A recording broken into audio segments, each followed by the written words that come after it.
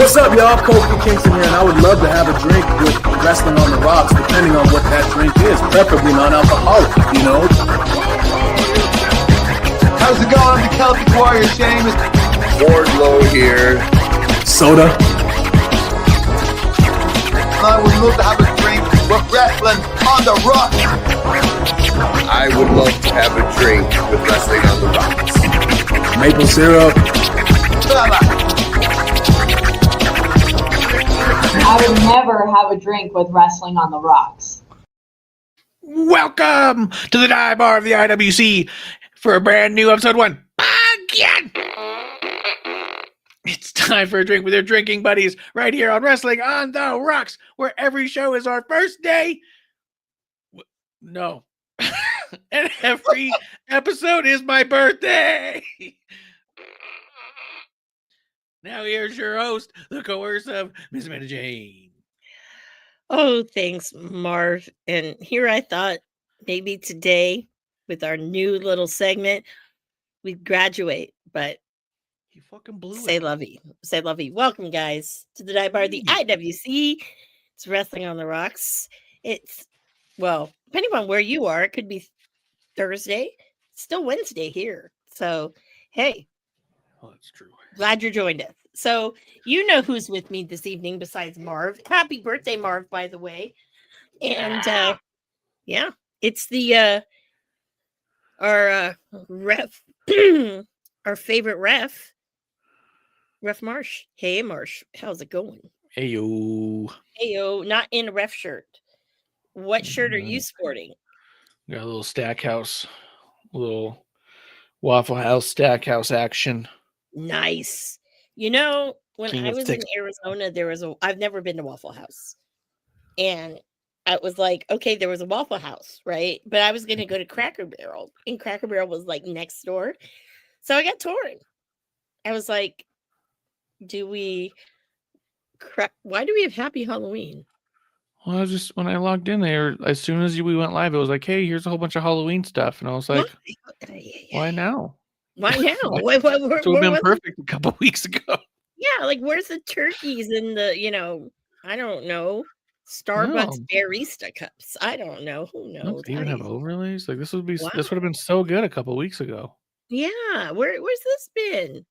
Yeah, look at that. Right in my face. Candy right in your face. Little dancing skeleton guy. Like what the fuck? Yeah, trick or treat. I don't know why they. Like you Weird. said, I bet you they'll give us Christmas and Valentine's Day. Yeah. Yeah, Yeah. that's my prediction. Oh man. So before we Wait, go so on, did you go to Waffle House for the first time? no, I did not. It stuck with. Why are you giving me that look? Someone else gave me that look too. You know I mean, I'm why? not saying it's great, But you should but go. you of all people, if you've never been, should Mm-mm. go. Maybe I'll have to think about that one. I will be in San Antonio, and I know they have those out there. But the That's priority is going to Buc-ee's. It's yeah. 35 minutes away. For beaver nuggets, right? Yep, for beaver nuggets, beef jerky. I don't know, something adorable. They have those little clips that are the stuffed Bucky, and I think I want one to like. People are hanging like Labubus off a purse. Fuck the Labubu. I want the goddamn fucking beaver. Yes, and I do have the onesie already. I wore it Halloween, but it was fucking hotter than Hades here. But hey, it's all good. They make their homemade fudge. That was delish. I didn't even make it home. I ate the whole. Did you get that damn. Ruby Soho shirt that they made that looks like Bucky's? Yeah, the one You that did Ethan get that, Page right? sold. Yeah. Yeah, I didn't get it. Oh, you I didn't got get it. Wow, I apologize. No, that was a great. It was a good design. Yeah, Ethan Page's vlogs, man, those are some great shit. Great shit. Not because whatever, he had some great content on there, and that was great when they went. She did not like Bucky's, so she liked Sheets. I've never seen Sheets, so I don't know. I mean Wawa, but Wawa's different. Like if you were to look at Wawa and Bucky's, totally different. Like Wawa could fit in the Bucky's bathroom. Yeah. I mean, yeah. but yeah, but I can't wait to have that big brisket sandwich again too. Oh, that was so good, so good. Yeah, they have everything there. They have everything you can imagine. So yes, but yeah.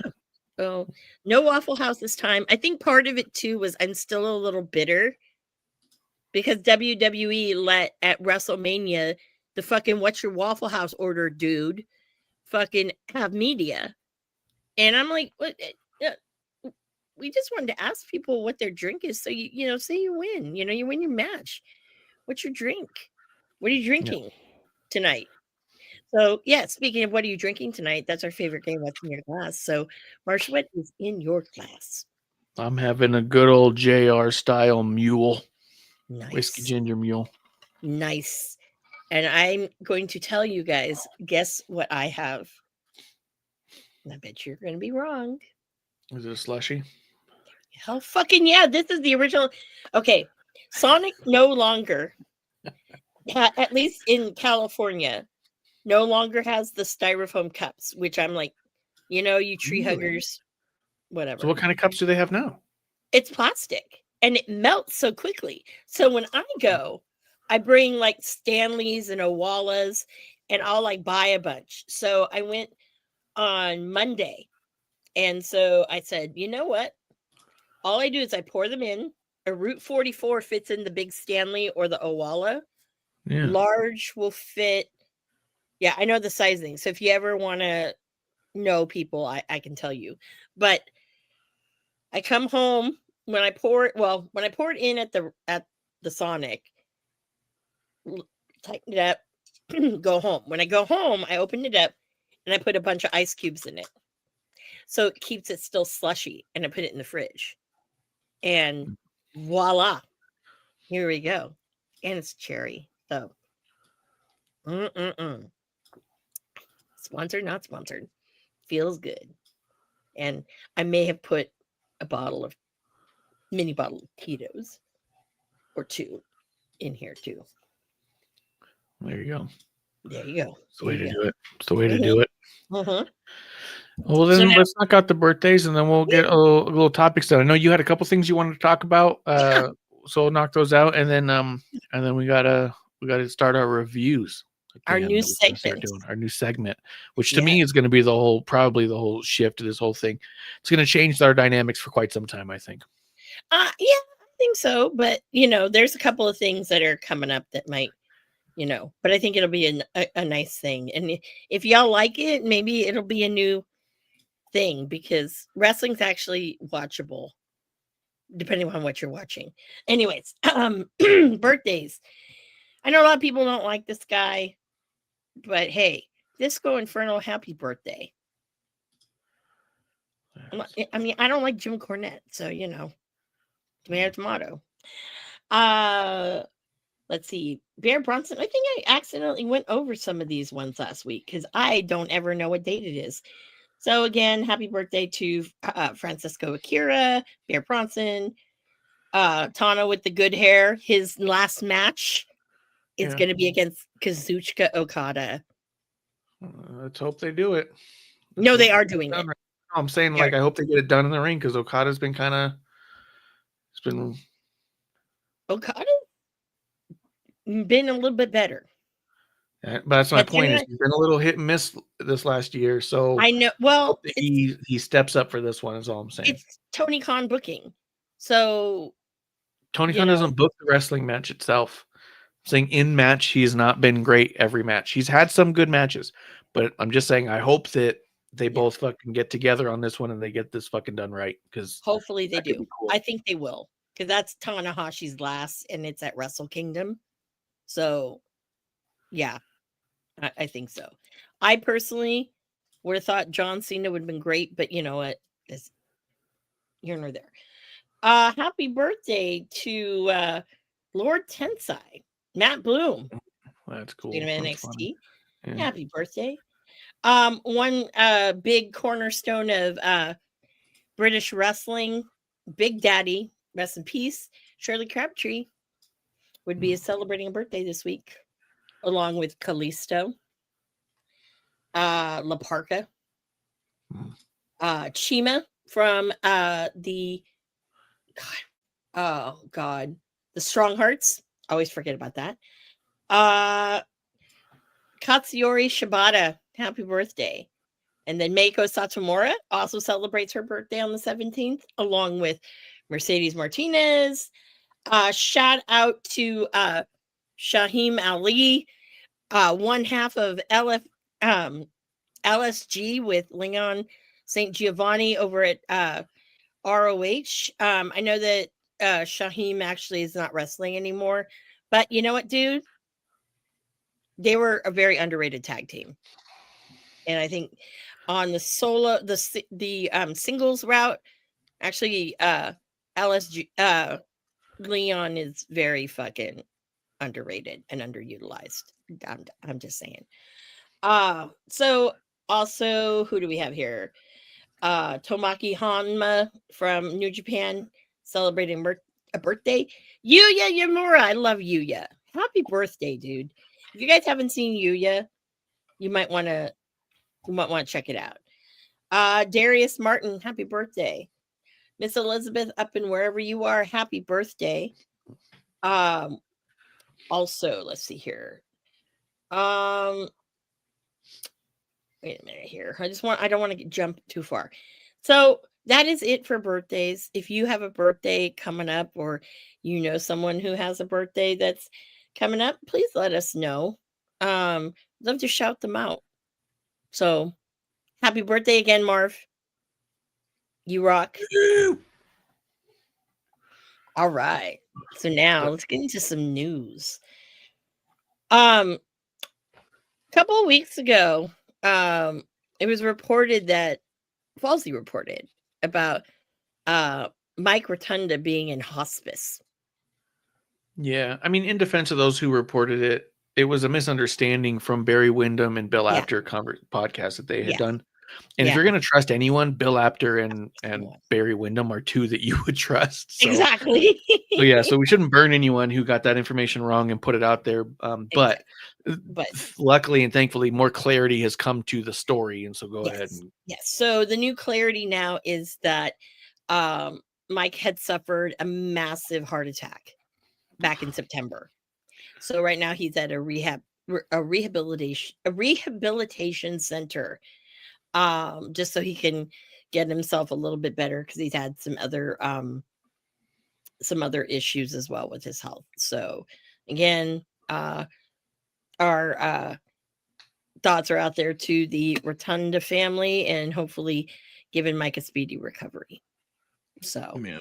I wanted just to kind of mention that because it came out. That came out today. Speaking of other news as well, apparently a lot of people are saying that the Boston Raw. Now, you didn't see any of it, right? No, I didn't No. watch any of it. The I saw like a Boston. few stills from it, but yeah. Yeah, they're saying that was the best Raw of the year. Honestly, like I can't really compare it. I thought that I thought it was good for Cena to get that Intercontinental title because now he's a Grand Slam champion. And I was sitting there like all these years, he was never a Grand Slam champion. Yeah, because well, I mean, look, I'm so torn on this one too, because it's cool. He did it. He held the one title he never held. But being a Grand Slam champion, I mean, for one, it doesn't mean anything to a degree. But what it really kind of shows is a lot of times that person's rise to the top, right? They used every title to get themselves over, or for the machine to get them over. Let's start with them in a tag team, and then we'll break them away for the US, and then once he's got that, he'll go IC. Like you look at The Rock, and that's how he had to do it. He had to go that way. Stone Cold, same way. He had to go up. The Miz obviously started from the bottom and crawled himself to the top, but he did. And he right? won he Grand Slam twice. Yeah, which is also a showing of him kind of cyclically going through the system over and over again, right? Yeah. The thing about Cena never being a Grand Slam champion that was kind of fucking cool is because he never fucking needed it. He was always kind of bigger than that. Yeah. You know what I mean? Like, sort of like, I mean, he talked about it, I think, in his promos against AJ and stuff, was yeah, you had to make a name for yourself on the indies. I didn't have to do that because I was built for the big stage from day one. And there's something kind of like, true or not true or whatever. There was something about his story that I thought lent itself to that he was always big time. Like the way the LA Knight's talking about, I'm not a superstar, I'm a megastar. That's kind of John Cena's story, is that he was always kind of too big. Like he was always so big that you couldn't put him in those little mid-card storylines where people, they did with the US title and the US Open Challenge and stuff. And a lot of that was to make the US title mean something, because the IC title always meant something, but the US title's floundered. So let's give it some weight, right? Yeah. Absolutely. So him getting it is like, okay, that's cool. I'm glad for him in a sense, but I am bummed because I think that Dominic's IC title reign has been phenomenal. I think it's been so good. We know that Cena's got 2 more appearances. So now you're telling me that this isn't for the sake of this is the same bullshit Triple H booking that we keep getting, the sappy old man. This is booking for your children. You know what I mean? Like, I just want everyone to feel good and have a good time. Like, let's give this to you're gonna tell me John's not a transitional champion? You think he's gonna have a fucking long reign? He's got 2 matches left. You know what I mean? Yeah. So for me, I'm like, you burnt Dominic to have a feel-good moment for Cena. And sure, if anyone deserves it, it's Cena. But also, if anyone doesn't need it, it's Cena. Yeah. You know what I mean? Now, I'm a little bummed on that one. do you think that Cena's going to face Dominic probably at Survivor Series? Because obviously he's from San Diego. You got to give Cena something. I don't see him in a War Games match just because of the shape he's been in.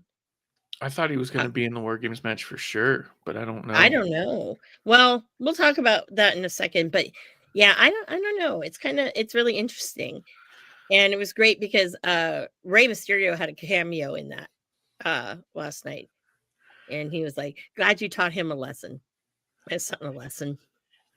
Yeah, I mean, that shit was funny. It was all very well done. Yeah. But it is sappy booking. It is sad. Yes, it's very sad because it's almost No, like not sad. I'm saying it's sappy booking. This is like the fucking. This is giving Becky the Intercontinental Championship just because it's a belt she hasn't had. This is pairing Becky up with Lita and Trish because she just always wanted to as a kid. I mean, this is Trish coming back. Like, I mean, every single person comes back AJ comes back for Becky for these feel good moments for Becky. You know what I mean? Charlotte comes back. She's in a tag to get her a baby face so she can feel good about this. I'm not saying these people need to be rung through the ringer and they need to feel like shit when they go to work every day, because that's not the case at all. But there is a lot of storylines where you go, this isn't for us. This is for them. This is for themselves. And those are a little harder to get into. Yeah. You know? So it's like, it's sappy booking. It's, but it's Cena. And it's like, I mean, this is The Rock putting himself in all his shit too. It's like, I just wish that they booked for a purpose and not for feel good moments for all the talent. You know what I mean? Because I think you can have both, is what I honestly think, is that you can book for a purpose and put these people in moments that make them feel good versus having shitty rush storylines so someone feels good and a bunch of stories that never get told because, well, we wanted to make that person feel good. You know what I mean? No, absolutely. I think also with this as well, with like Cena and this whole, okay, you're now down to 2. And I sit back and I think about it and I'm like, okay, you're down to 2, right? Boston is your home. I still think that at Perth, that at Crown Jewel, that was probably the loudest Cena crowd on this whole tour, hands down. Because they, like, everyone bought the shirt and it was like, it looked like, oh, they're wearing a giveaway shirt, or like, you know, when like at NBA, like in the playoffs, they give you, you know, a lot of times they'll give you a shirt and everybody wears it.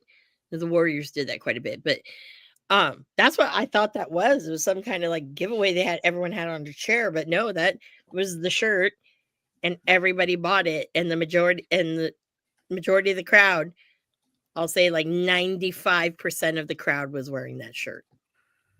Yeah. And if you weren't wearing that shirt, you're fucking wearing asshole Phil or Yeet shirt.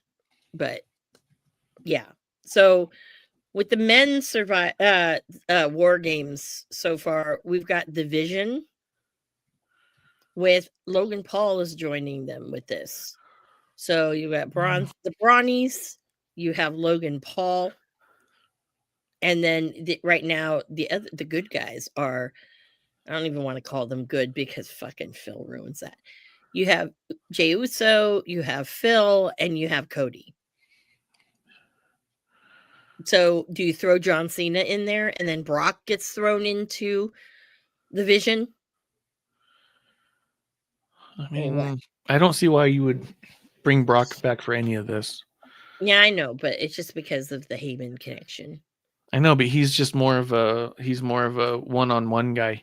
Yeah. You know what I mean? Like, he's such a draw by himself that putting him in the middle of something like this, I think, would diminish him in a lot of ways. Or do you see them bringing in like LA Knight, or do you see all of a sudden like, hey, Seth faked an injury again and he's going to be on Phil's side? I don't know. That'd be weird. It would be apropos. Yeah. I don't know. I'm trying to think if there's anybody in these stories that make a fucking lick of sense. I mean, obviously Roman and Seth would be the 2 that you'd want in there.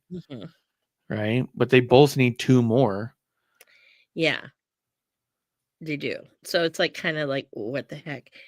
And then I think on the other end of it too, you are also having Solo and his guys, the MFTs. And I can't remember who they're wrestling. They don't have an issue with Division, do they? No. There's another match. Oh, yeah. I see what you're saying. Yeah, there's another match. I thought we were still trying to figure out how that's going to play out. I know Division. It's like, where does LA Knight fit in anywhere? He kind of fits in with the whole Punk and Jey Uso, but they both screwed him.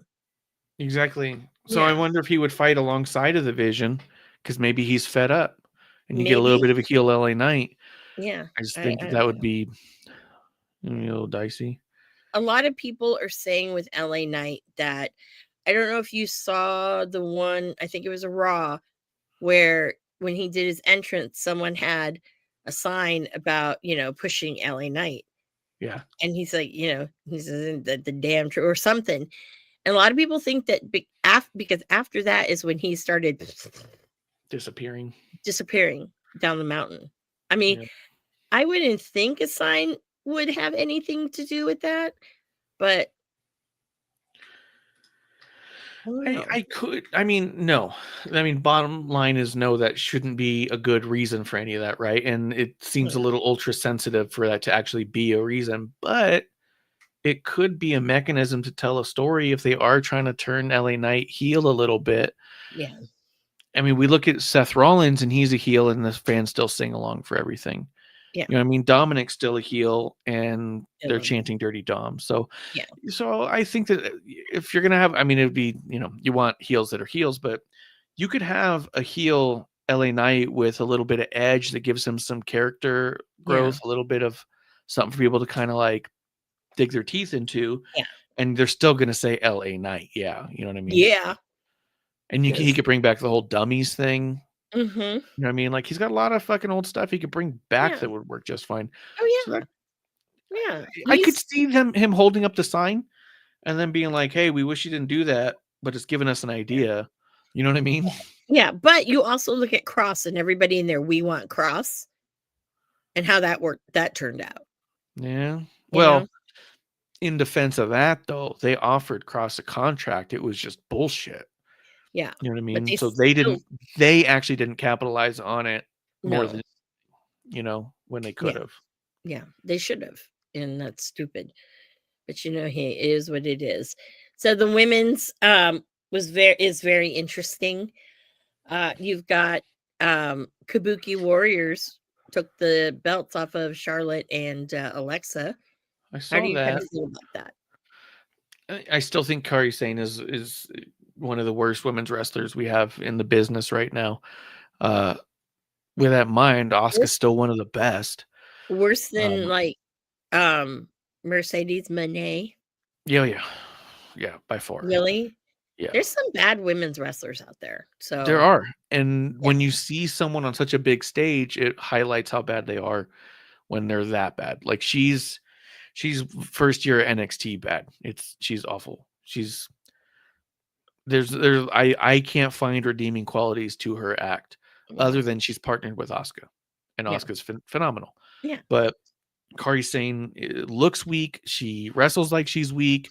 Everyone sells around her like she's strong. She misses everything. You can see right through her. The only thing she's really got is a really good looking elbow drop yeah, because she's so light. You know what I mean? Like, but it looks great. yeah, But she doesn't connect with anything ever, and it's yeah, bad. It looks horrible. So yeah, I'm not thrilled about it, but I do like the Kabuki Warriors as a concept. And I really didn't care about Alexa and Charlotte as tag champions, yeah. so I'm fine with them not being tag champions or whatever they do. I don't know. So So yeah, it looks like they're going to be teaming up with Rhea and Io,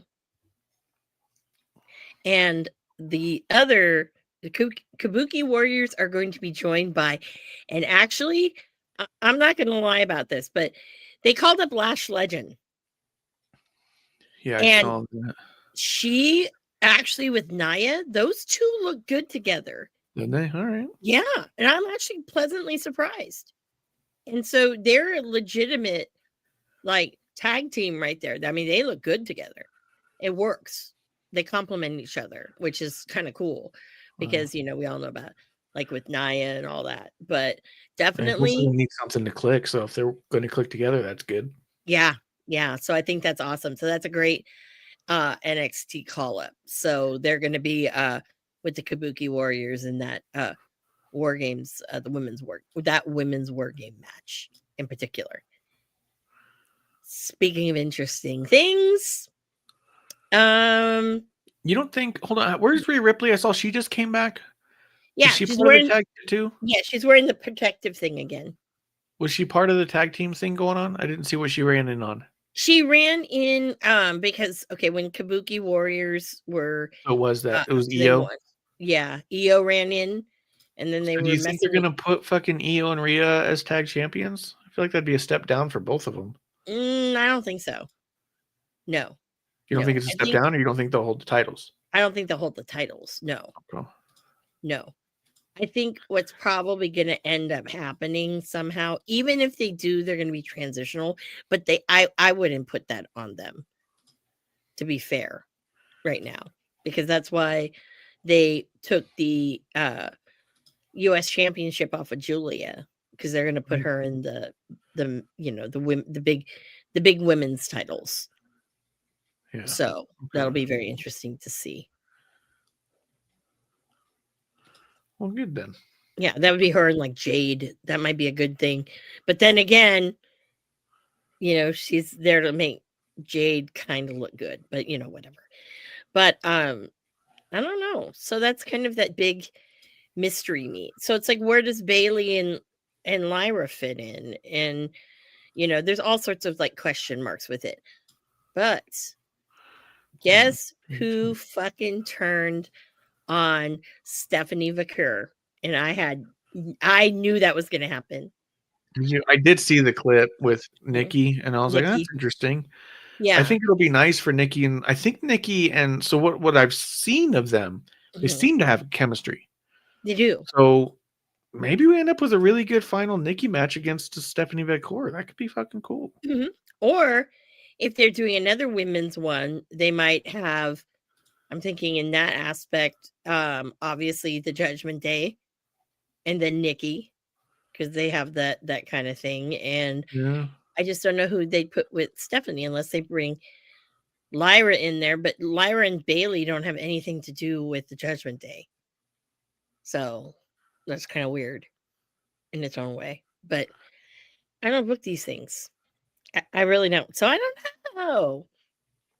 That's funny. I was in my mind. I was like, "Fuck!" Stephanie was just teaming with someone. Who was it? And I just realized, it was Nikki Bella.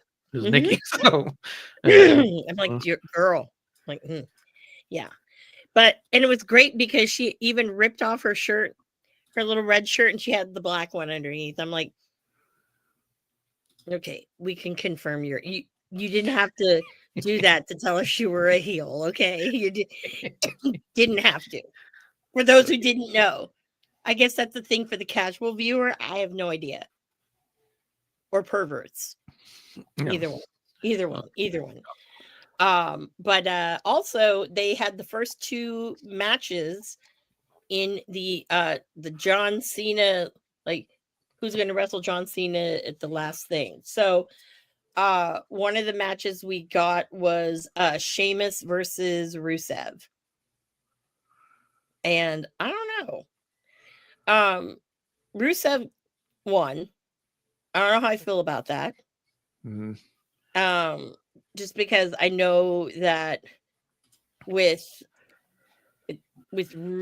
Sheamus, he's had a really kind of bad string of things.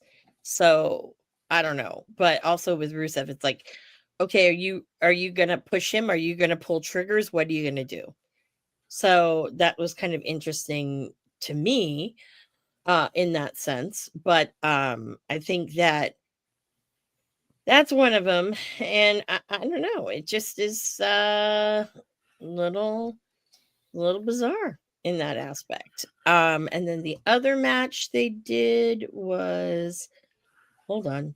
I'm bad at news. I'm the worst ever. Yeah. Worst ever. I know that. Let me see. Let's see here. I'm gonna pull up the bracket real quick because I think someone put it up.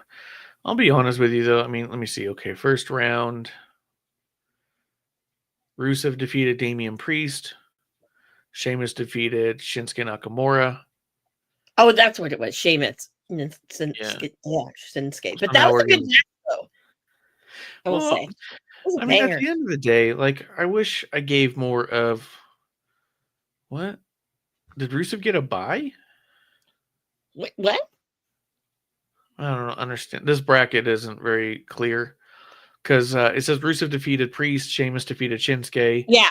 And it says we have Miz versus Jey Uso, LA Knight versus TBD, John Evans versus Gunther, and Solo versus surprise opponent. Yeah. And then it says quarterfinals, Rusev versus TBD. So I'm wondering if Rusev just gets to skip part of the bracket and move forward, which is fine, but I would have thought that you'd get Sheamus versus Rusev. So maybe Sheamus has to win one more to go against Rusev. I don't know. That doesn't make sense. But Doesn't make sense to me either. I wonder if there's a typo on this one, but it's probably a typo in there. But I will say that, come on, Javon Evans and Gunther. I love Javon. Don't get me wrong. I love the young OG. But Gunther, come on now. You trying to kill him? yeah. Yeah. But I don't see Gunther jobbing to Javon. No. So I'm like, that's a kind of a really weird waste of Javon in the tournament. Yeah. And everyone I've seen who's doing their little fantasy brackets, and I'm not going to do that shit because fucking Sam Roberts put out a fantasy bracket on like a Sunday, and then on that Monday it was ruined. The whole thing. Because as soon as they came out and announced the first 2 matches, his whole fucking thing fell apart. And so it's all like, why would we so then I was all like, well, I don't have to listen to that episode at all because it's a whole hour of him talking about something that'll never happen. Right. And you know that we like fantasy booking from time to time, but I feel like there's form for that. And to me, a blind tournament for John Cena's last match couldn't be less interesting to me. No. You're telling me we're going to waste 2 months on random matches so we can see Shinsuke in his first match on TV in fucking 6 months and he jobs. I mean, not to nobody, just Sheamus. It's great to see Sheamus versus Shinsuke. They're great, but I don't feel like I need to watch it. Yeah. Rusev versus who's his ass? Who's Rusev? Damian Priest. Yeah. I had a feeling that Rusev would win, and so I didn't bother watching that one either. Yeah. And again, we hadn't seen Priest in a while, so he comes back to lose to Rusev. Like, it's nice to showcase some of these guys, but this tournament to be Cena's last match feels lazy. It is very lazy.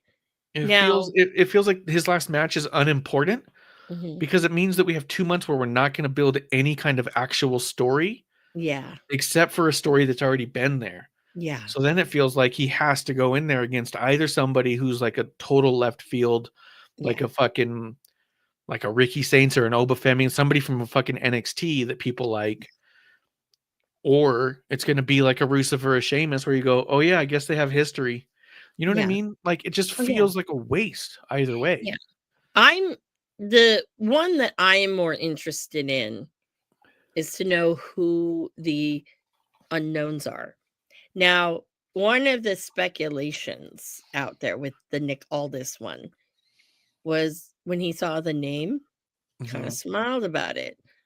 But the people that are like the big candidates for who those are, there's no reason why he would have to smile about Adam Copeland or Jericho. There's no reason. My heart of hearts is like, oh my God, please let it be. Please fucking let it be. Let it be Marty. Please. Because that will open the door. And I'm like. But that would make no sense for him to smile then, because although he has a history with them, the TV audience doesn't know. So why would it matter for him? That's his bestie. But that's so what? I think that's why everyone's trying to say it's going to be Joe Hendry, and maybe they'll waste it on Joe Hendry. Maybe they will waste it on Joe Hendry. But that also seems fucking stupid and unimportant. Yeah, it'd be hilarious if it was somebody else. I don't know who else it could be. Yeah. I think it'd be cool for somebody like a Cardona or something. It'd be cool to have someone come back for a little something, but at the same time, none of it is with Cena, right? No. It's all for the proposed singular Cena match maybe at the end. And that's what bothers me the most about it is you go, well, maybe it's Edge. Let's say it's Edge or Jericho. So they can have a match with LA Knight? What the fuck is that about? Yeah. You know what I mean? Like, that would fucking be such a waste. Yeah. Either squash LA Knight, which would suck, or LA Knight squashes them, and then so we had a surprise for an LA Knight match. Yeah. Not for a Cena match. You know what I mean? Like, to me, this whole fucking tournament is bogus from the start. As soon as they announced we're doing a tournament for it, I was like, well, that sucks. I really wanted 2 months of John Cena story, and instead we're going to get 2 months of meaningless matches that will end up in a shallow final match for Cena. That sucks, man. I think it's lazy and boring.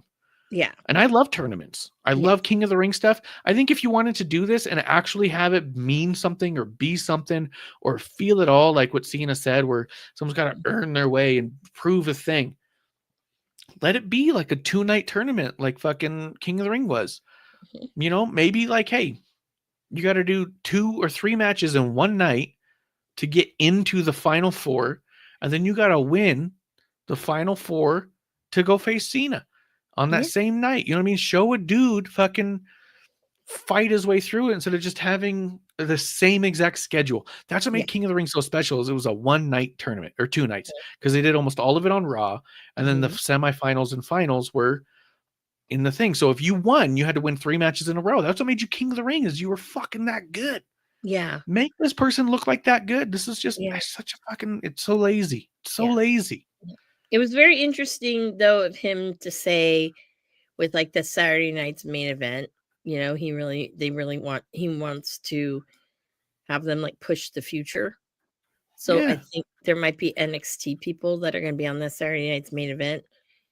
Hopefully it'll be NXT champion Ricky Saints, even though deadline is the week before. I have a feeling we're getting him and Oba at that. This time I'm like, oh God, Oba Femi's going to feel my wrath. I mean, I'm already over Oba. I think he's overrated. I know you're I think over Rick's Oba. overrated. I'm like, at this point. But at the same time, if you're gonna do it, do it. You know what I mean? Yeah. Go all the way. I hate these guys who piddle back and forth in NXT for years and years and years. Just fucking step on the gas. Make it happen. Like, I think that's probably the biggest problem with a lot of the booking in WWE right now is they think of long-term storytelling in this massive everything must be super long-term storytelling. And I think it's really nice when you have one or two, like a Bloodline or a Vision, and then you have a bunch of other smaller storylines, Sammy to IC, Sammy to Ilya, like these littler ones make the show exciting because it feels like stuff's happening. But when all this stuff's getting dragged out, it's kind of like fucking do something, man. That's why I like Lash Legend going up to the main roster and being with Nia. It's interesting for sure. It's a very interesting idea, but they both look good with each other. They look like a dominant force to be reckoned with. And that's, I think, what we're kind of missing out of the women's, because it's one thing to be like Raquel and Roxanne, but that's a different kind of heel. Where I'm like, I'm talking about these badass fucking bitches coming in there and fucking, wrecking shop, but again, that's me. I could give 2 shits if fucking Jericho or fucking Adam Copeland come back. I just gotta shake my head because I'm like, nah, I'm good. But again, is what it is.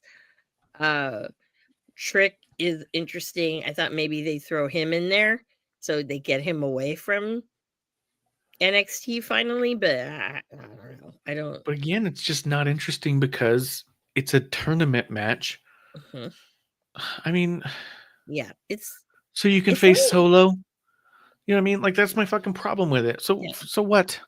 Like if you're going to bring back Jericho, I mean, I'd rather Cena's final match be an open challenge. Yeah. And have someone like Jericho walk through the door or Edge walk through the fucking entrance. Yeah. Come up from the ground or some shit. I'd rather see that than to have them put at the top of a tournament. Ooh. It just feels so stupid, man. Yeah. I think he's trying to do it for ratings, but it just doesn't. That's what it feels like. Yeah, it just doesn't do it. I mean, I don't know. So it doesn't do anything for it. Yeah. So next week, NXT is 2 weeks at the Madison Square Garden Theater. Doing Gold Rush next week. So that'll be very interesting to see. Sol Ruka is going to wrestle Blake Monroe next Tuesday. So she's cleared to wrestle Sol. So we'll see how that goes. Nice. With it. And I'm thinking the way it's going to go is that Blake is going to retain. And this is going to be the start of the breakup of what did they call Soul and Zarya. Yeah. Yeah. Yeah, they've been Mhm. teasing forever. They got to make something happen there. Yeah, I think that's what's going to happen right there. And right now, the other tease too you're seeing, and I think it's probably going to happen sooner than later, is the whole Izzy Dane and Tatum Paxley thing. I think that's gonna, Finally explode. it's gonna explode. It's gonna explode because you can see like Sean Spears in the background, just kind of your favorite wrestler, kind of, this just is inevitable. It's gonna happen. So Yeah. you've got that JC Jane. I really just don't like that other chick, Lainey, whatever her name is, who joined Fatal, whatever, Fatal Influence. I'm like, you guys are no toxic attraction. Let me just tell you that. Because that one girl just is like, she can't do sexy. It's very forced. Yeah. Kind of like Julia Roberts in Pretty Woman. Really not the hooker type, kind of tries to make it happen, I just, looking for analogies of that. Yes. And then, of course, Ricky did retain. I don't know about you and whatnot, but it just seems like Ricky is getting a lot of injury, a lot of blood coming from Ricky. Like, he didn't blade or anything; it came from his mouth. So, yeah, I think he must have cut. Was that the last man standing match? Yes. Oh. Yeah, it was great. I love how I think he's starting to get away from those weird faces he makes. He still needs to kind of look at it and calm it down. But like when Oba came out, that was very interesting. Because then you see him, he like spit in his hand. He's like, oh yeah, there's blood, Ricky. There's blood. Yeah, that's your blood. So, I mean, the guy, like, I'm like, dude, it almost seems like there was that spot with Ethan Page on the chair. There were two of them in that match, one at the throat, one where your lower back hit chairs. Yeah. I'm like, okay, Trick threw you through a fucking wall. But did you see the spear that he did? Okay. No. Ricky did a spear. They went into the crowd. Okay. And then Trick was standing like where, like in that front, like a front row, like right, the announce table was right there. Right. And he was like just gloating and doing whatever. All of a sudden, out of nowhere, you see Ricky speared him right off of the ledge or the wherever he was onto the table, and Trick had taken Booker out a little bit when he Nice. landed. That's fun. It was like, fuck. Like, because he was tangled in the chairs, Ricky. So I was like, man, you're gonna get counted out on this one. This is not good. But when he did that spear, I was like, holy fuck, dude. Like, holy fuck. Like, let me rewind this because it was a thing of beauty. Because I was like, damn, okay. Yes. He tried to Rochambeau. Didn't happen. But I'm like, you're trying it. So I don't know. I still think he needs new finishers. Definitely take that, like, modify that cross face, a little bit. I think that might be good.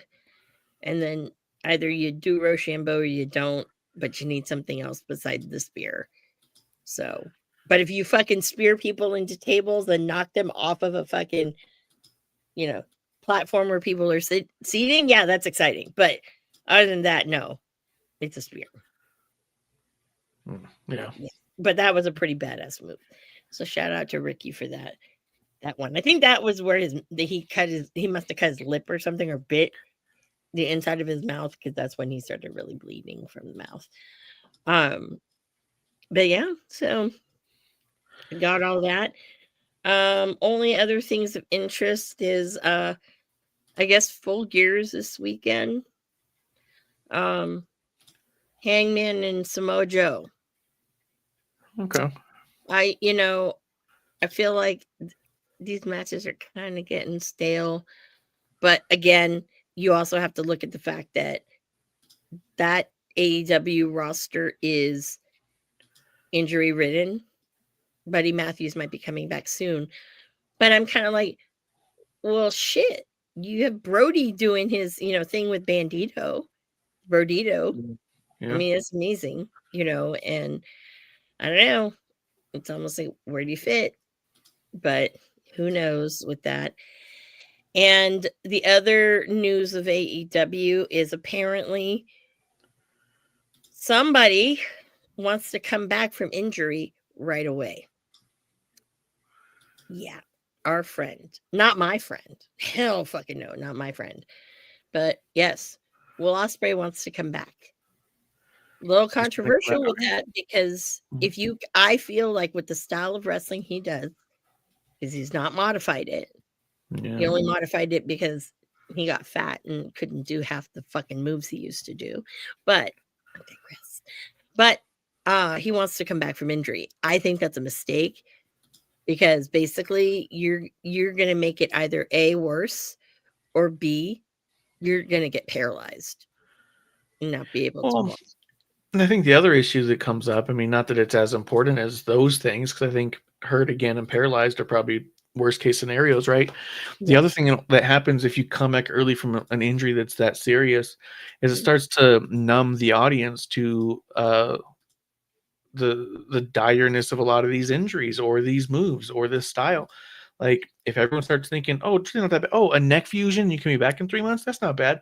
You know what I mean? And then you start wondering why are some people out for fucking a year and a half because of a fucking sprained foot or some shit. You know what I mean? Like, yeah, it undermines the severity of a lot of these if you rush back, because it's not like when Cena came back, it was this is crazy, it's unheard of, right? Yeah. And he came back looking like a jacked monster, and you go, yeah, because he's fucking Super Cena. Yeah. Ospreay coming back is not going to be Super Ospreay. You know what I mean? No, he's not super at all. And if you guys think that, then you know what? I've got something for you. But no, I just don't. It would be that he gets rehurt again real quick because he didn't take the time to fully heal. Exactly. You know, exactly. Especially because that injury's been with him since 2018. And it's gotten worse and worse and worse over the years. So it's been almost like 7 years? Yeah. Almost. Yeah. That's 7 years of strain on that part of your body, because you can always tell, like when he hits that or whatever, that's not selling. That's like he's in damn pain because his shit's so torn up. Yeah. And whatnot. Yeah. So I'm like, not because I don't like him, but it's like, don't come back. But if you do come back early, told you so.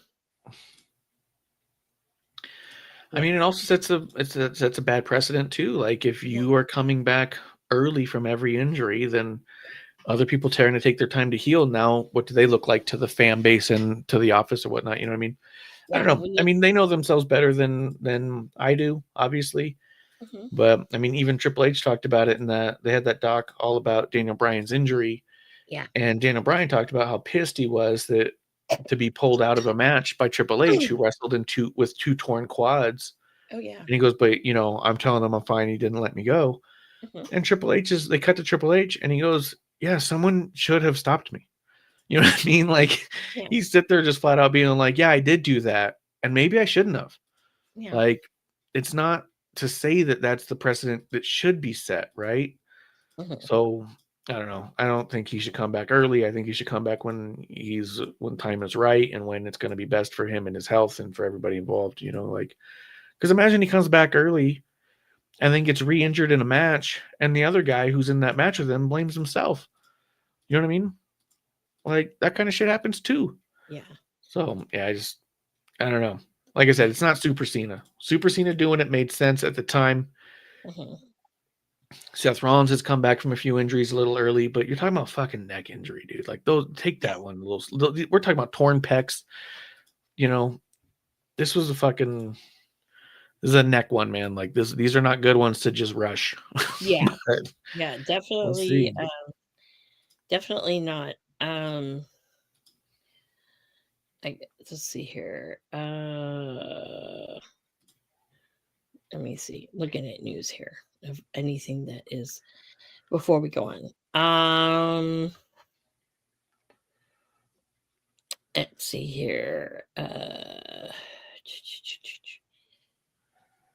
Yeah.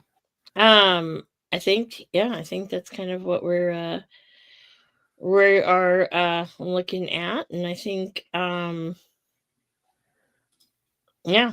All right. So, excuse me. Let us go into our new Well, real segment. quick, before we Yeah. do that, Yeah. just tell me in your mind, because everyone who's been talking about, because I know you've been wanting to talk about the Cena thing for Mhm. a couple weeks, and I know I shit all over it because I'm not happy about it. Yeah, I know. But we are all happy about Cena getting a final match and stuff. Everyone's fantasy booking that it's Gunther at the end. Is that who you want, or do you have someone in mind who you'd like to see his last match against? I honestly would really like to see someone that he passes the torch to. Is it Gunther? I don't know. Yeah. But someone that I think is the one that'll carry things forward. That'll be the new Cena, you know? Yeah. So that's what I would like to see. But are we getting those kind of people that are in this tournament? So far, not a ton of them. So far, no. But that's where my heart is. It's like, Cena. I always thought that Cena's last match would be him passing the torch to somebody. That's what I always thought. Yeah. And I think I'm still going to stand by that, but I know it's not going to happen. But, I think that it's going to be, I think because of how the tournament is right now, it's going to be very underwhelming who it's going to be. Yeah, that's my gut too. Because the other thing I was thinking is that like they've jumbled a lot of Cena matches in the past because Cena lost for like 2 years in a row. Yeah. You know what I mean? Like that was the whole thing. He was putting over Shinsuke. He was putting over Roman, putting over Austin Theory at Mania. Yeah. And none of that seemed to mean anything. Mm-mm. So then I get stuck on this one where I'm all like, is there a win against John Cena that means something today? And my fear is that that's why they gave him the IC title, was because it doesn't seem to hold the weight that it should at this point. Yeah. So yeah, I think that And at this point, I'm trying to fantasy book who I think should be the next Intercontinental Champion, and not who I think should be Cena's last match, right? Because I don't think we're getting the same thing there. You know what I mean? I think those are two separate. Retire with it. I think it'd be cool if he did. Yeah. And then let there be an actual tournament for the IC title. That's what I'm thinking is it's like you don't give it to him for 2 more shows, right? Unless you're gonna, I don't know. But I definitely think that he's probably gonna retire with it. Retire with it. He should pass the torch to somebody else. And yeah, I mean that's it with it. Now, I don't know, it's weird because damn, the next match he does, we're going to. Yeah. Essentially. Well, yeah. We'll see how Survivor that plays out, but yeah. Yeah, Survivor Series. And, am I excited? Yeah, because that will be the last time I see John Cena wrestle. Do you have I a got duped. ticket for Survivor Series yet? Do you have your ticket for Survivor Series? No. Mm-mm. I'm waiting. We'll have to talk off air. We'll talk off air. We'll talk off air. Yeah, no, I don't have my Survivor Series ticket because we'll talk off air about Survivor Series because this whole fucking government shutdown thing. Oh, Jesus Christ. It has Anyway, affected us pretty significantly too. So, but yeah, we'll see. We'll see how yeah, that plays out. But yeah, yeah. we do We'll have a see new how. segment Yeah, new that I think segment, is, new which is going to segment. be still hasn't been quite branded yet. I know that we were going through reading on the rocks and wrestling with the pages. There's all sorts of stuff. The book nook. But I do think we want to do a little bit of a, sort of a wrestling themed book club style thing. And part of the inspiration of that, large inspiration of that, was Natty Neidhart's new book, which I got over here. The Last Heart Beating. Mhm. I have 4 copies. Good God, how do you have 4 copies of her book? Well, I have the one Did she that she sign? signed to me. Mhm. We have one that she signed to Producer Lady. Okay. In the mail today, I got this because before I knew she was coming to town, You bought I've one. been talking over and over again about Premier Collectibles. Before I knew Yes. she was coming anywhere near me, I pre-ordered her signed book, which I'm now going to give out as a gift to a friend, I think, Oh. because I think that they would like it too. I'm going to open it up though so I can see the signature in there. I'm going to show it. It is interesting to put them in these plastic bags now because this is like the 3rd or 4th book I've gotten through this thing, and it's always come in a box. Never quite this bag thing, Oh. but let's see. Can I tell you something Oh, that's interesting? nice. Oh, that's nice. Queen of Hearts with a little heart in it. That's nice. The plate they did in their little certificate that they give on all Oh, of them. that's cool. Yeah, so I'm going to give that one as a gift to a friend. And I'm not going to say who it is just in case they're listening. Okay. Because you never know. But Yeah, you never know. so and then the 4th copy I have is the audiobook. Yeah. But I don't think that counts. It counts because I had to buy it. Well, I know I bought it too, but like in the sense of, okay, English major. Yeah. I don't know.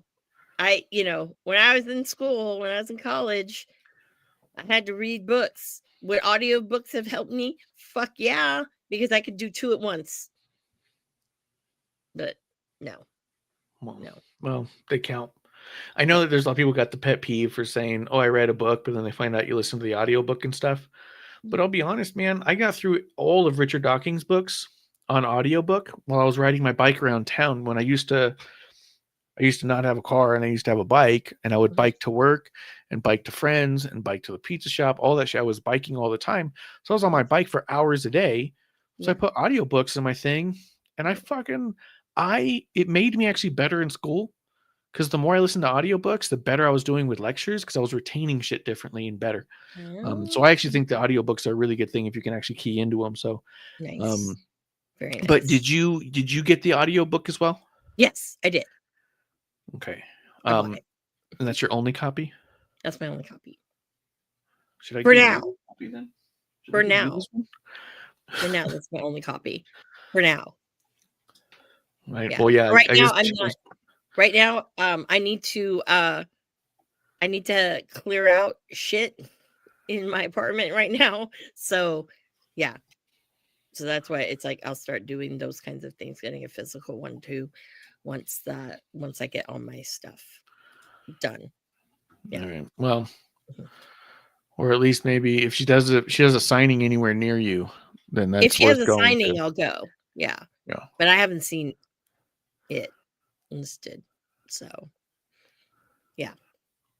We always on the West Coast. We always get screwed out of things sometimes. So tomato. Yeah, I'm gonna pull up her tour right now. But so this was predicated on the idea that you got the book, I got the book. Oh shit. Is she doing one at Survivor Series around that? I thought she was, but no, I pulled up and wow, a major venue back in Tucson that I used to go to and saw a ton of bands at is shutting down. That's kind of the first thing on my thing. So sorry, wow. I was a little thrown by that. Let me see. Let me look up Neidhart. I don't remember how she has her name on here.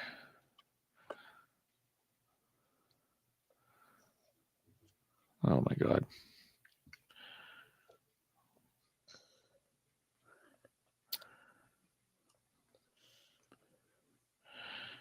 What the fuck? All right, this is not becoming easy to find her. I follow her on here. Why is it not pulling up? This is so weird. All right. Well, either way, we both have started listening to it. And she's doing the thing. So I'll tell you her schedule as soon as I can fucking get a grip on it. I found it. Okay. I don't know why I can't find shit. Is she I don't is she know. gonna be out there in San Diego? I'm looking right now. Glendale goes back to Arizona. No. No. Goes right. to Glendale, and then she's in Chicago, and that's it. Yeah, and the Glendale one too. She it's a charge for that one. You have to pay to get in. Well, because it's Dave and Buster's. I mean, I don't know that Dave and Buster's always has a fucking cover, but No, but I bet you they want to make some money off of it, yeah, that's true. Yeah. That's Yeah. for sure true. Yeah. But yeah, so we did do that one, and then we also talked about, because I don't remember if you got it yet or not. Mm-hmm. But we talked about it. What also came in the mail today, along with Natty's book, was, well, I'll show you. There's 2 other ones. One of them, because I like strong women who write books. Apparently, Jordan Childs did a book. She was the one who was in the Olympics, Yes. and then they pulled her bronze medal away because her coach took like an extra 0.2 seconds to write something down or some shit. Yeah. She wrote a book, forward by Simone Biles, says signed first edition. I did pick that one up too because I want to check that one out. Her story seems crazy. I know that story pissed me off so bad. I was like, you motherfucking goddamn bitter fucking people. Yeah, the fact that they even were trying to uphold that stuff, let's kind of like get. Yeah, that just pisses me off. Yeah. Especially too, like the fact it was being contested by the person beneath her was just kind of like, you lost. Yeah. You're trying to find any reason to steal the fucking medal, right? Yeah. Fucking bitter. Yeah. I hate that. I hate that. Yeah, so I'm excited to go ahead. Remember back in the day, and there's actually a Netflix documentary about it.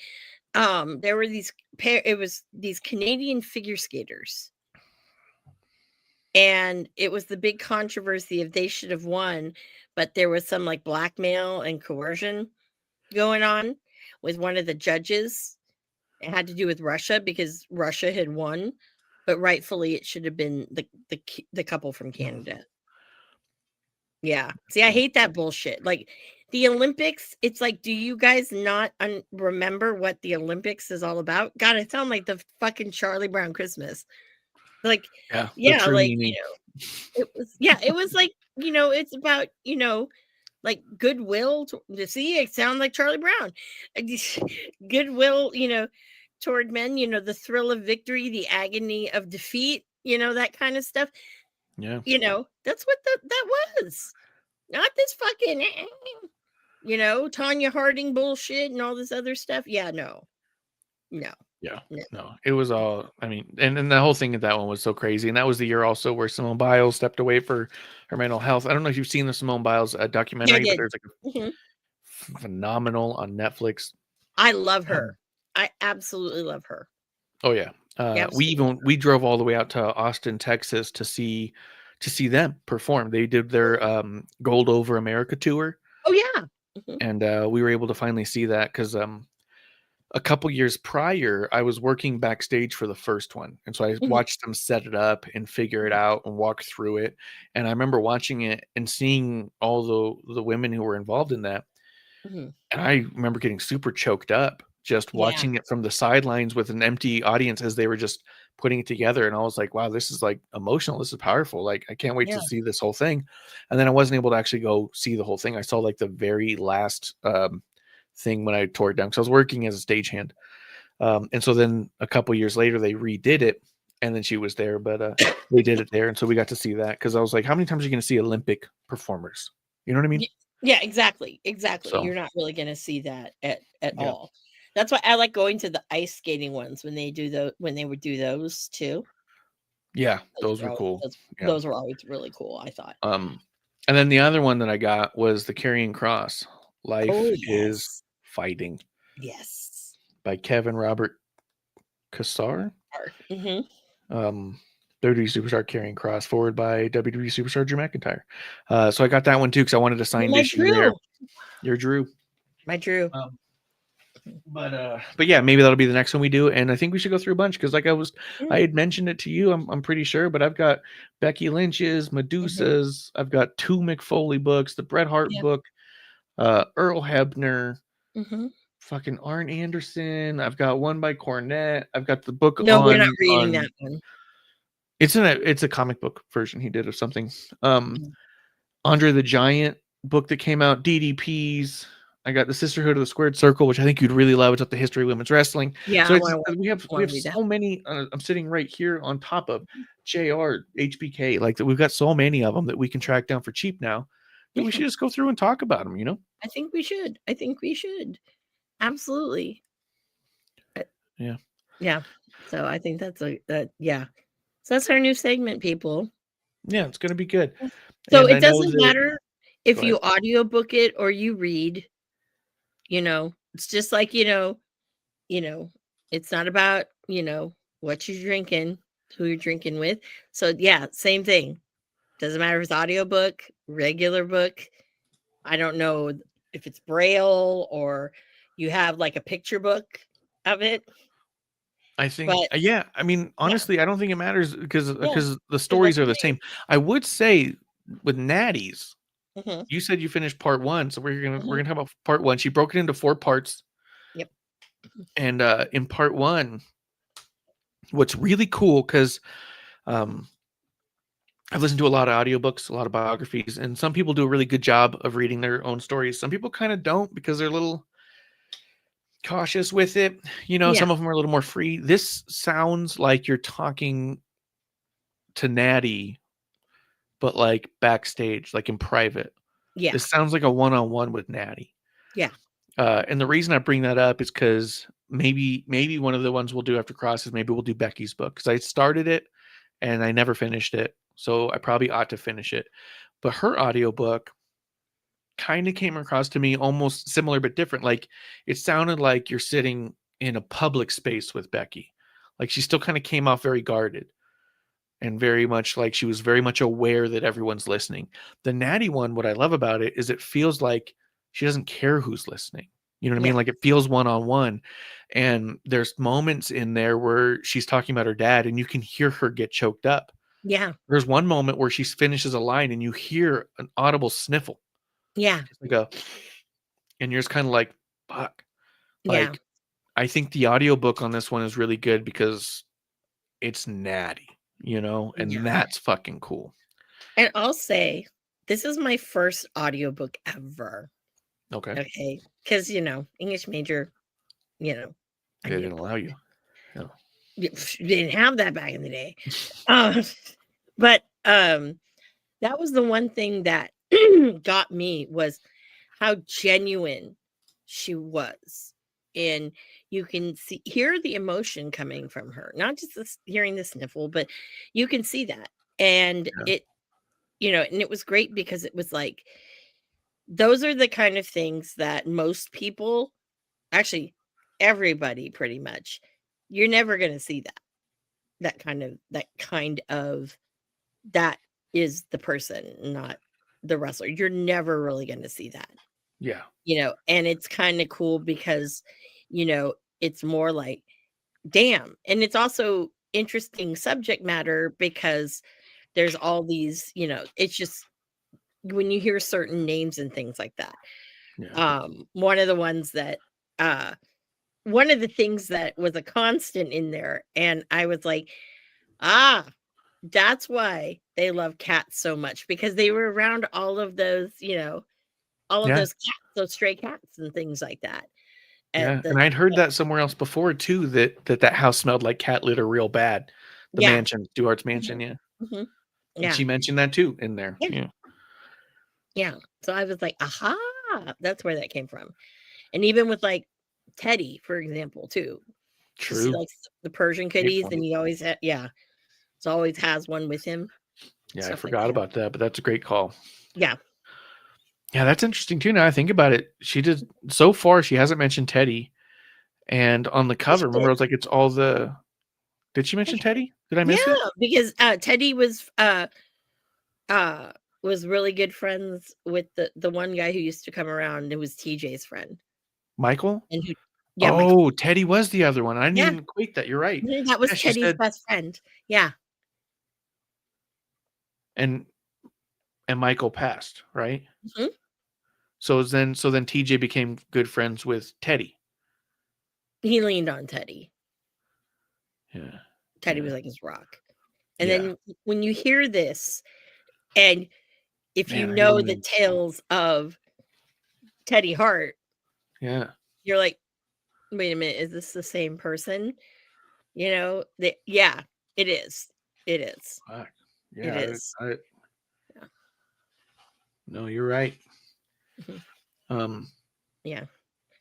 I was kind of blown away with it because I was like, you know, I always think of like Teddy's this like, well, the first impression I ever really got of Teddy was on Art of Wrestling, because Cabana was like, so I'm here in Canada Yeah. and I'm in this room that's in like Teddy Hart's house, and he's I think selling drugs to somebody, and I'm like, fucking Cabana, what the Man, I what don't are know you why doing? it did not click, but I'm looking at it and she refers to him as Ted. She says Teddy once and then Ted. says Ted a Mhm. lot. Yeah.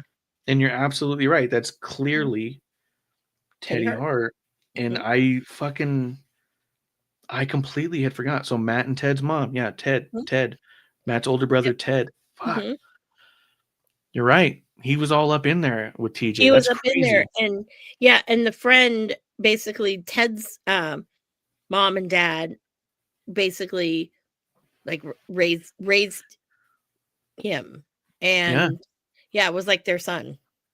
Yeah. And yeah, it was really interesting to know To that think about how close Teddy and TJ were. Mhm. Mhm. Yeah. Yeah. Who would have thought? Who would have That's thought? so fucking nuts. I'm so Yeah. glad. See, this is why I'm glad that we're going through it this way too. Because in my mind, you were like, "Oh, remember Teddy Hart has cats," and all of a sudden I was like, "Woo." Everything started What fast you forwarding talking through my about? head, and also like, "Oh my god, she never talked about Teddy." And you're like, "She fucking did." She Like did, like, that's so why much. I'm glad we're doing this because I Yeah. totally missed that because she just kept saying Ted, Yeah. The my one cousin Ted, and Yeah. so it's all like Teddy Hart, of course. Jesus. Well, the one that she hasn't really talked about, the one that hasn't been talked about is Harry. Harry's not been brought up yet. Yeah. But I Well, think he was she younger. mentioned him a couple of times with the kids wrestling, uh, their like wrestling little league that they had. But it wasn't like she didn't go in depth with him. I But thought 'cause he's younger. Oh, I guess he's 40, so he can't be that much younger than her. yeah, yeah, Yeah. yeah. I think with Harry though, most people, if you know Harry Smith, Yeah. aka Davy Boy Smith Jr., if you know him or have heard stories, he's a little odd. He's a little nutty. When I Little, met him, it was kind of funny, yeah. yeah, he's a little odd, you know. Harry, yep. Yeah. House by my cousins, Teddy, Matt, and Harry. Yep. You know, with the kids wrestling league. Yep. Harry, Kids Ted, wrestling. TJ, and Matt were young. Yeah. Yep. Yeah. Uncle Owen was teaching them. Mhm. Yeah. Yeah, it's really interesting because you sit there and you think about it, and it's funny because you know, like when you think, like when I think of like with like Harry, like he cracks me up. He cracks me up. Why he follows me? This was a random. He started following me. I don't know why, Yeah, that's but funny. yeah, which is funny. Like I've met him a bunch of times and stuff, and he's always, because it was the Colt Cabana connection, and he was always, I know your name. It's like right here. And Yeah. I'm like, okay. And then all of a sudden, like 2 minutes later, he'll be, oh yeah, it's Amanda. I'm like, Yeah. yeah, okay. Okay. Yeah. He's a special one. He's a special one. But he actually was one half of one of my fucking favorite tag teams that was in Japan, Killer Elite Squad. Yeah. Yep. That was a great fucking tag team. And you can at me on that because it's great. It was great. Yeah. So The other thing I didn't realize, because I guess I just never looked, is I didn't Mhm. realize that Jenny was Natty's older sister. I didn't either. I didn't realize that Natty was in the middle. Yeah. Well, I mean, and some of that's just like little things that you just don't think about because it's not yeah. something like you obsess about, right? So it's just like, Yeah. oh, her sister. And I don't know why, just Jenny always, maybe it's because Natty has to be so almost motherly in a lot of ways. She has to be kind of an adult about a lot of things. Yeah. But it always came across to me when I would see any of their things together that Jenny just seemed a little bit, she just came across as the younger one, as the one who's listening to Natty and the one that Natty's Yeah. saying, like, you got to do this. You know what I Mhm. mean? Like, Natty's got, for lack of a good term, is kind of this big sister energy. Mhm. But to find out that Natty's the middle was kind of Yeah. interesting. But yeah, I'm seeing it all here now, Ted and Harry. I don't know why it just did not click for me. So I'm glad you brought that up. I Yeah. might re-listen to that one little part just to Yeah, 'cause see. But it does look like at the beginning of part 2, as I flip through without digging in, it does look like we talk more about Teddy and TJ. Looks like some Owen stuff comes up, but Yeah. actually it looks like the beginning of part 2 is the Owen story. So Oh wow. it's gonna be Yeah. a little tough too, I'm Yeah. sure. But And I tell you, I will say from the first part, it was there were a lot of interesting little things that I really didn't know. And I always loved the Heart Foundation. Me too. Yeah. I did. They were one of my favorites. And actually, if I am not mistaken, my dad didn't like watching wrestling, but my dad was a Raider fan, so he knew who Jim Neidhart was. So he was like, "Oh, he was on the Raiders." I'm like, yeah. So it was really interesting. The one thing that I personally didn't like, because there was some jumping, like going and you're talking about your dad's death, and then it jumps back, and so it was a little Okay, yeah. confusing at first. But I was like, "Oh, okay."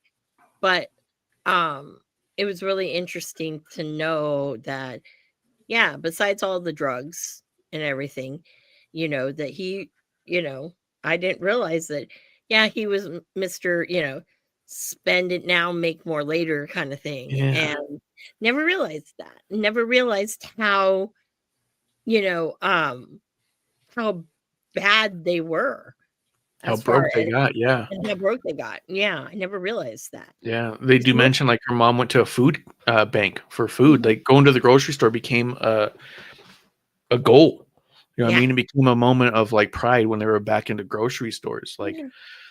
her getting a job, lying about her age so she get a job as a waitress. And Mhm. she talked about how much she loved it. And one of the first things she talks about was scrubbing toilets. Yeah. And you're kind of like, the fact that you even like remember and equate that as like a point of pride is insane. Yeah. You know? Yeah, absolutely. And I think the other part of that too was that that's when you got the sense of, okay, she's like mama bear, because she wanted to do her part to come and help the family. Yeah. And I think that was awesome. Yeah. Mhm. And it is kind of interesting when we met her and we talked about how she doesn't want to have kids, and Mhm. producer lady doesn't want to have kids either. And so she was like, you're somebody I can look up to, because she's at an age now where it seems like the more people we meet, that it's harder to convince them we don't want children. You know what I mean? And the more parents you see, the more they're like, oh, you should want kids, right? And so anyone we look up to starts having kids, it's like, well, and then all of a sudden all their stuff changes, and it should. It makes sense, right? They're very proud of their kid. They love their kid. Their socials are going to reflect that. But there is something that is a little more rare, and that's those of us who just do not want kids, and the Yeah. fact that ought to be okay, and it seems like it's not okay a lot of the times. Yeah. Fucking Natty went on this whole thing. She was all like, she goes, why would I want kids? She goes, they ruin your life. And then she started saying about how she spent so much time taking care of her dad that her dad felt like a kid in a lot of ways to her. And she's all like, she's all like, your kids start fucking eating you out of house and home. She's like, they get arrested. You got to bail them out. They get arrested again. Mhm. And you're just kind of like, it's so funny. But it's also like, but you feel that. You go like, I get it. Like you spend a lot of time, especially like backstage, you're kind of the mother hen to all the new girls that come through. Yeah. At home, you were mother to Jim Neidhart. So now that that's kind of not the dynamic anymore, she's actually probably a little more free than she's been in a long time. She just feels more open to just her and her husband. Like that's kind of cool. Yeah. Yeah. I think with that, when just hearing about how she was with her dad reminds me of how me and my mom are. Yeah. Were. So if you guys didn't know, my mom passed a week ago. So, but when I kind of related to that because I'm like, yeah, I get that. Obviously, my mom wasn't getting arrested or anything like that. Yeah. That would probably Good. be more so me. But, but the taking care of and having to be, the grown up. You know what I mean? So, Yeah.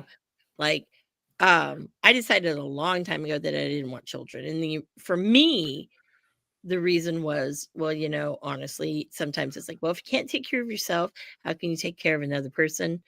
But then also too, at the same time, like for me, I'm like, that's not me, because I know, I don't want to say like Natty's right where it ruins your life. I mean, it could, like, if you like to travel. Yeah. It's almost like getting a pet, Changes. It at least changes your life in every way. And here's the other thing: is it's funny that I mean, even in this moment, I know that I didn't ask, do you want kids or why not, right? Which is also fine. But I do feel like there's something to be said for the fact that as you were talking about how you didn't want kids, you immediately go, here's my reasons why. And those of us who don't want kids always feel on the defensive. We have to explain ourselves. These are why I don't want kids. This is why I don't. No one asks people why they do want kids. Yeah. You know what I mean? You don't need a test to have a kid. You just go out there and have a kid and like, oh, how wonderful. Congratulations. That doesn't mean, it's not always good news. And I don't mean that in a bad way. I mean that in that assholes have kids. Bad people have kids. People neglect children. Children are given up. Like, just because a child is born doesn't mean a child is taken care of. Exactly. And so I do think that there should be more people who want kids for the right reasons, and less people who feel pressured to have kids because that's what everyone's telling them they need to do. Right. Yeah. And so, so that was just part of the thing with Natty, was that she doesn't want kids and she's had her fill of that. And so, there was a lot in the book that even in part one was kind of eye opening and was made a lot of sense why when you meet Natty, she is so much just a person. You know what I mean? There's no ego to her. There's no star power to her because she grew up in the land of the giants. She was talking about Andre coming over, Iron Sheik's over all the time, getting drunk and yelling in the woods. She tells stories about Hawk coming around and stuff. She talks about Rick Rude. She talked about Elizabeth, like you said, happy birthday, Miss Elizabeth. She talked about Sherry coming over all the time. Yeah. She was talking about being surrounded by stars, right? And everything was decadent and big. But then she also got all the way down to the point where the house was gone. The car got repoed. They're all sharing one room instead of being in a house. Dad didn't even come along because he was so embarrassed by what had happened, right? You have your grandpa calling your dad's boss. Vince sent her mom a letter directly to apologize for why he can't hire Jim Beck. And she prints the letter in there. Yeah. She prints the letter in there too. So I mean, there's a lot of really cool stuff, and I want to say that I don't want to give away like every moment of these pages. I do think it's still fair and fun to talk some of the stories in there because she gets in a lot more detail than we're going to. But there's a lot of stories in there that made me think, like, the book I think she should write is all the stories that she's heard. Yeah. But cannot confirm, right? Like, because I think that she's been exposed to so many people from so many realms of the business that there's got to be a ton of stories that she's heard and remembered. Legend of, especially because nine out of 10 of these people and these things that she's talking about are passed away. So we're not defaming people necessarily, but there's another book I actually have that's a road book. That's a bunch of wrestlers all wrote like one chapter of a story from on the road. I think if she did something kind of like that, of like, this is how I remember this story being told to me, and I confirm nor deny if any of this stuff ever actually happened, but this was a story that was told to me, and Yeah. God, I kind of hope it is true, or I've heard it by multiple sources, so I kind of feel like. But I'm just saying, she's been around so many. I think it'd be cool to hear a bunch of stories that wasn't so directly involved with her, but just Yeah. as has it kind of stories, you know. Oh, yeah. Between her and TJ both, oh, it could be so fucking cool. Yeah. You know, so too. Yeah, absolutely. I think so. Excuse me. hearing how But yeah, no. fast their parents got together was cool too. Yeah. Mm-hmm. I thought that was great. It's Smokey Doobie. Yeah, so good doobie. I The was fact that he had dying. cute green hair, I was like, fuck, I hope there's a picture of that somewhere. I know. I'm like, did you put a picture of that somewhere? Because I can see it now. Like, Me yeah. too. And I will say this, okay? I know about that because the first time I ever tried to dye my hair, right? I wanted that orange, like Nick Rhodes from Duran Duran had. Oh My yeah, hair yeah. turned green. Yeah, was not a happy camper. Oh wow. In the book itself too, so there is a reason to have the physical. The first ever photo taken of the Hart House featuring soldiers who stayed at the house during World War One. Oh yeah, Because the house was originally an orphanage. And I yeah. guess during World War One, it was used to house soldiers, Oh, that's awesome. which is fucking wild. Yeah, that's It's awesome. up there. It's hard to see all the people, but they're Yeah. there. Did you ever hear when she was on Art of Wrestling and they talk about the house really in Was depth? she on it or was it TJ? Because that would feels like a TJ thing. No, she was on it. And I think TJ did one too. If I'm not mistaken. Yeah. She puts his resume in here too.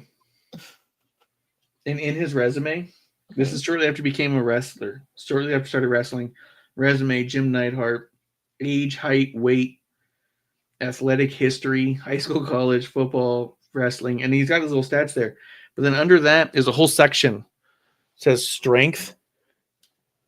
It's what he can fucking lift. It's bench press 570, squat 689, power clean 405 pounds, incline bench 485, power snatch 300 pounds. Like, it's so cool to see a resume that's like, this is how much I can lift. This is what I can. Yeah. Yeah. I don't have experience in like the job field, but you know what? If you need a guy that can squat 680 pounds, yeah, I'm your dude. That's fucking amazing. That is fucking amazing. Yeah. That's all I'm gonna say about that one. But yeah, so TJ and Harry wrestling in the little ring out front. Mhm. So yeah, that's worth finding the pictures too. So I haven't seen the puke green hair. That's what I'm looking for. I don't think he's got it. Yeah. Damn. Yeah, that's a shame. Yeah. But you know what? It's all good. It's all good. And I really do think that so far I'm enjoying it. Yeah, guys, we're not going to spoil these things because, honestly, you should read it. And if there's any of you guys out there who kind of do what we do, and you're giving the whole thing away, what's the point of fucking buying the book or the audio book? You know? Yeah. I mean, it's also cool too. I like the getting the audiobook style because in the beginning, there's some quotes from people who read the book, and one of them is like Bianca, and one of the lines she says there is, "You will laugh as you can hear Natty's voice and sense of humor pop off the page." Bailey said, "As soon as I started reading this book, I wished it was an audio version so I could hear it in Natty's voice." Yeah, like when Natty's in story mode, she does not skip a beat, an emotion, or a detail, and everyone in the locker room listens and laughs a lot. Like the idea that even they're all sitting there going like, "Oh, this should be a fucking audiobook because Natty tells stories," and then you hear it and you go, "Yeah, this is the way to consume this one." Yeah. I think it's cool to have both. Obviously, I have as many as I can have, but yeah, I think that it's really cool. It's been really enlightening. The idea too, because she talked about it. They fucking Stu bought Calgary for 50 grand. He bought a fucking orphanage turned into mansion for 28 grand. I mean, it was twice as expensive to buy the Calgary Wrestling Company, the territory, than it was to buy a mansion on like, what was it, 100 acres, 50 Yeah. acres, something crazy. It Yeah. was ridiculous. Maybe it was 28 acres. I don't know. I don't know how many acres it's in the book, but it was a fucking ridiculous amount. Yeah. That it's interesting to think of like where the economy is now versus then, Yeah. 50K, 28K for a fucking mansion. So 28K, you can't, that's like not even like in certain areas, like you can't buy a that's like car. you can barely pay rent. Yeah. Yeah. Mhm. But yeah, But I think the book is awesome. I think the audiobook's been really fun. I'm glad you're digging into it. But also I know it's getting pretty late for you. So we'll have to, between now and next week, we will do the part second 2. part. Yep. Yeah. Mhm. Yeah. Because this Definitely. one, I thought it was also really cool because something that she's doing, which I think a lot of other authors don't do for a lot of good reasons. Like, I don't remember if in some of these people talk about like how their parents met. And if they Mhm. do, it's really quick. This is how my Yeah. parents met. This is when I was born. This is where I Uh-huh. went to school. Boom, here's my life. Yeah. Natty spent her time to talk about Stu and where Yeah. Stu came from and how Yeah. Stu got into wrestling and how he Yeah. met his wife and Mhm. about like she really talked about that. And as she's doing it, I'm captivated because also it's Stu fucking Hart. And Yeah. you're hearing about it from Natty. And Yeah. you're so like, fuck, this is so great. And the other thing is she's got TJ right there. TJ Yeah. is an encyclopedia of the Harts. Yeah. Every interview I've ever heard of him where people start asking stuff, he starts talking about matches and dates and places and times. And he like at minute 12 on this day, you know what I mean? Like there was no fact about the entire Hart family top to bottom that he just didn't know. Oh So yeah. I got to imagine that she's got to be close. And anytime she has a Mhm. question, hey Tej, when was this? Boom, this. Gotcha. You know Yeah. what I mean? Mhm. Oh yeah. Oh yeah. And and it's interesting because I don't think that anyone has really gotten that in depth of a look at Stu Hart, you know? Yeah. Yeah. Yeah. Mhm. This is not only Natty's story, but this is a history book of the Hart family in a way too, which Mhm. is really fucking cool to hear it firsthand from someone who was Yeah. around and aware. Like it's cool. Oh yeah, absolutely. Absolutely. I am digging it. Yeah. Mhm. So all right, we're gonna do part 2 next week. Mhm. We'll knock it out, and then Yep. we'll keep going. And by the end of week 4, we're gonna have this whole thing done. Mhm. Oh yeah. And then we'll have to move on to the next one. We'll have to figure that Yeah. out. Yeah, we'll figure out like maybe we'll let you guys vote on which one we do next. Yeah, if anyone has one that they want us to do next. Yeah, Otherwise, absolutely. like I said, I got a stack of ones we have to figure out which one to do next. Yeah, absolutely. Yeah. Absolutely.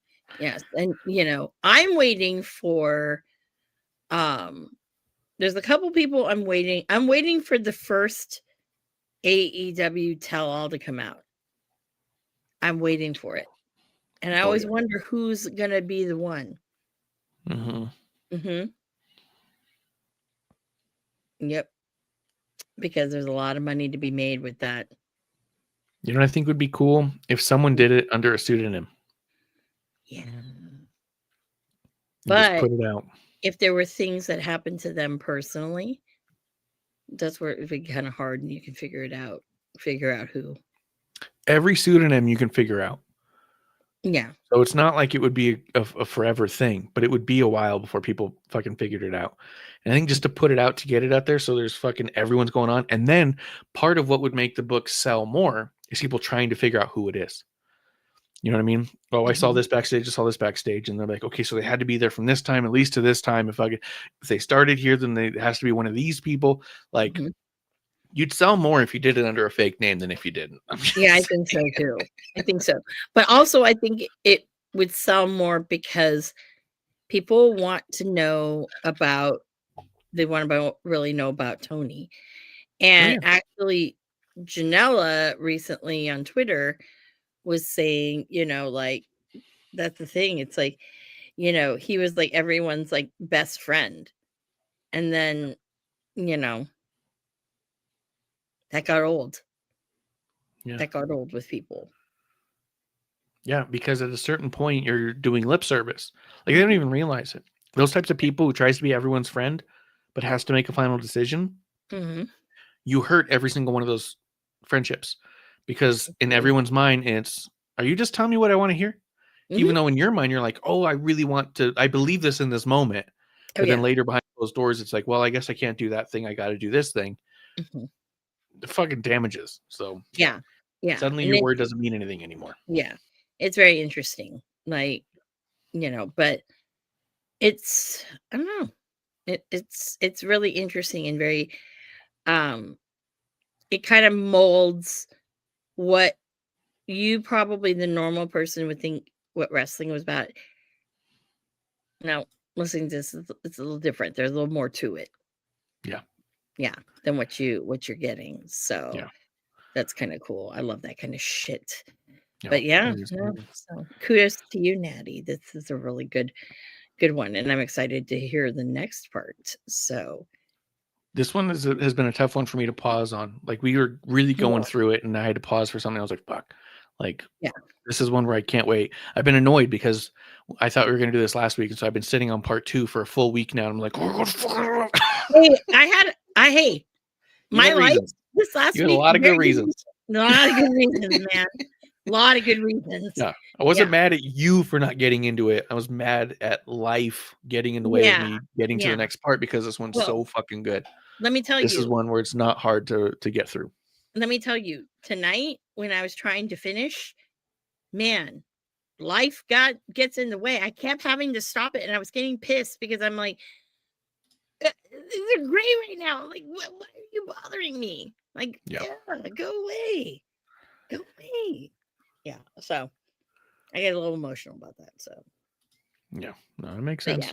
But yeah, no. I mean, it is great. I can't believe Survivor Series is coming up really quickly.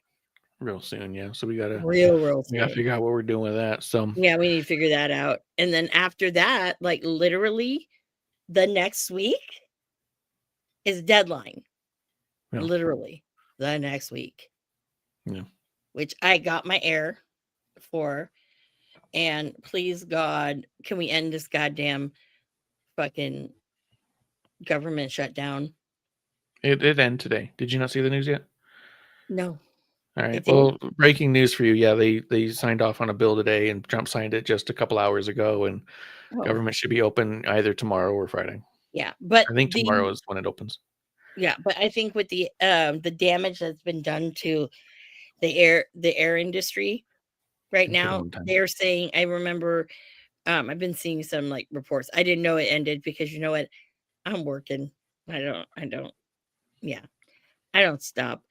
But Mhm. it was very interesting that how much it's affected the air travel, and it's going to take a while for it to get back to normal.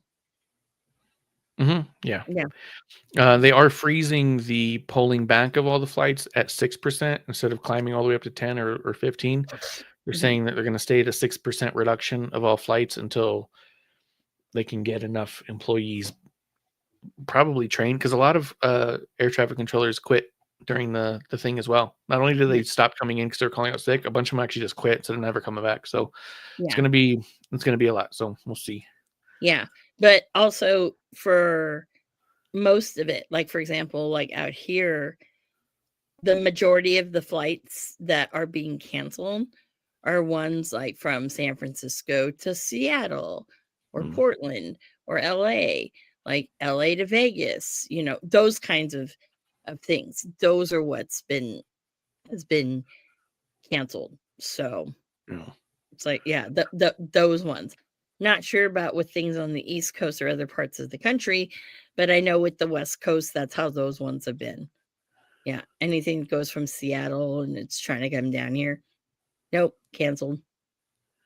Yeah. So, yeah, thing of life. So, yeah, well, you know what, Marsh, where can we find you? This is pretty much it. You gotta follow the show. Yep, gotta follow the show. Yep, Pretty you much can it buy right now. some merch. Although I'll be honest, it was just all kind of announced, so I'll throw it out there. Anybody who happens to be in New York or a Mets fan, I'm actually going to be in New York for the Queen's Baseball Convention, and there's going to be a signing with Terry Collins on that day and on that Sunday morning as well, which is on their socials. So if you go to the Terry Collins Show socials, you'll see when and how to get those tickets. And I'm going to be out there. So if anybody here is interested at all in any of that, so then, come on out, say hey. Cool. Yeah, no, I'm not going to be anywhere cool like that. Just so y'all know. But if you see me at like Survivor Series, if you see me at Deadline, which it's going to be kind of hard not to see me at Deadline. But anyways, say hi, have a drink with me, whatever. It could be alcoholic, non-alcoholic, whatever. That's true. Just like reading, audiobook, regular book. It's not how you're reading. It's who you're reading with. That's true. Yep. It's totally true. Totally true. So again, thank you for joining us on another episode 1. I think that the book thing was very successful. I think I'm tooting our own horn, but I don't know. I think it's a kind of a cool little segment. I love it. Yeah, I can't wait to keep going on it and then find the next one too. So yeah, I mean, and it's a cool way to support the people we're fans of. Yeah, absolutely, absolutely. Now I know for a fact that one of my favorite wrestlers will never have a book. Well, a regular book, not a children's book. He already has a children's book, but a regular book. Cody, talking about Cabana, because he doesn't read. He said that he doesn't like to read. Yeah, that says a lot about him, though. But I'm not getting into that. So yes, so guys, thank you. Join us next Wednesday as we talk about part 2 of Natty's book, which is great. Read, pick it up, or be like me, get the audio book from Audible, Amazon. You can do that. But yeah, so keep watching. Next week's going to be interesting on NXT. NXT's actually been getting better. So there's more meat and potatoes rather than whatever. Like right now, I think the only thing that's kind of is Dark State, and also Josh Briggs. Oh, and congratulations to Hank and Tank. They won the Noah the tag belts for Noah, Pro Wrestling Noah in Japan. So very cool. Kind of cool. Globalization of NXT taking over Triple A and all this other fun stuff. So again, join us next week for another one of these. Buy our merch, all that other fun stuff. Support. You can Venmo Marsh. You can Venmo me. Mine's the same, just like all my socials. But guys, that's last call. Cheers. I had to find the fucking outro. Producer Lady here. Thanks for tuning in. Continue to support and buy us a drink by putting the I in subscribe and reviewing our podcast. And cheers.